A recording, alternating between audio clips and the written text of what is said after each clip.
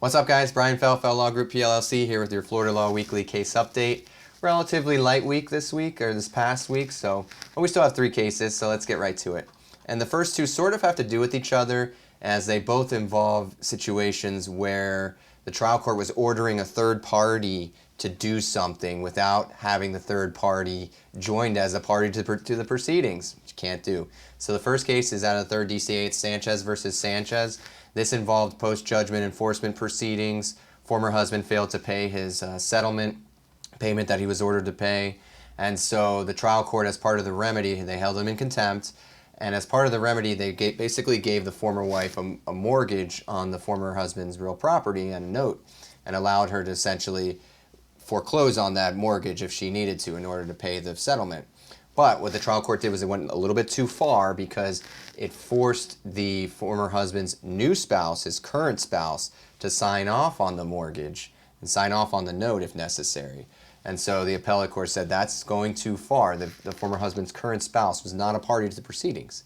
So the trial court was not able to force that current spouse to sign off on any mortgage. So that part got reversed. Second case is again out of the 3rd DCA. It's Gutierrez versus Gutierrez. And so it's a similar situation in that this was actually an underlying divorce proceedings at the divorce trial level. And so what the trial court did was it awarded the wife, who I guess these people were probably elderly. They were married for 40 years. Can you imagine? And so the court gave the former wife lump sum alimony. She was awarded permanent alimony. This is before the statute was amended. And so she was awarded permanent alimony, but in a lump sum. And so how was the former husband going to pay this lump sum? It was supposed to come from the sale of an asset, a home in Isla Morada, I believe. But this home was owned by an LLC.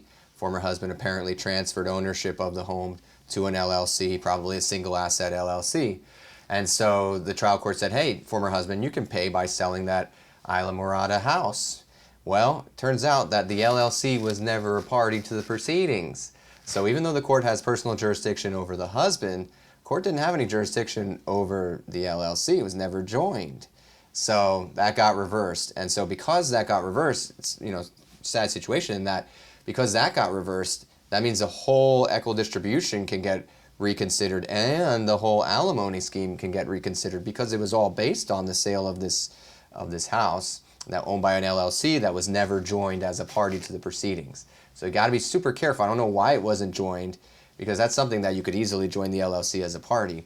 So you got to keep that in mind. If you're trying to actually sell or distribute the actual assets of an LLC in a divorce proceedings, you've got to join the LLC. The court can order the husband or the wife, whoever owns the LLC, can order, the ownership, the stock certificates or the membership certificates to be exchanged. And the court can consider the value of the LLC in the equal distribution. But if you want to actually sell the assets, the LLC itself's got to be joined. Last case is, it's not necessarily a family law case, but it's a case about involving appellate attorney's fees. So I thought this was key for people that do appellate work. So basically, the appellee in this case won. They won the appeal, must have gotten affirmed. And then they asked for appellate attorney's fees based on 2 different bases. One, under a statute, this had to do with homeowners associations.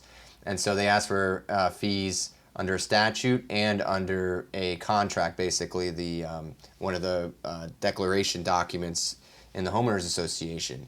So they must have just asked generically for fees, pursuant to the statute and pursuant to the declaration. But what they did not do is go a step further and say, okay, how does this statute actually apply to this case? How does this declaration provision actually apply here? So in other words, the appellate court said, we're not going to go do your work for you. You can't just randomly cite the statute or say see condominium documents or something like that. You got to actually pinpoint in the record where this actually is, or show how the statute actually applies to this case.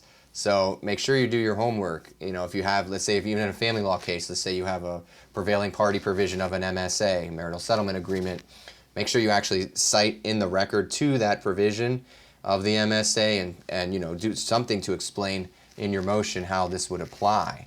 and because otherwise you're not going to get fees. And even though you may have a good basis for fees, but you didn't actually do your work and show why does this provision apply here and pinpoint exactly where that is in the appellate record.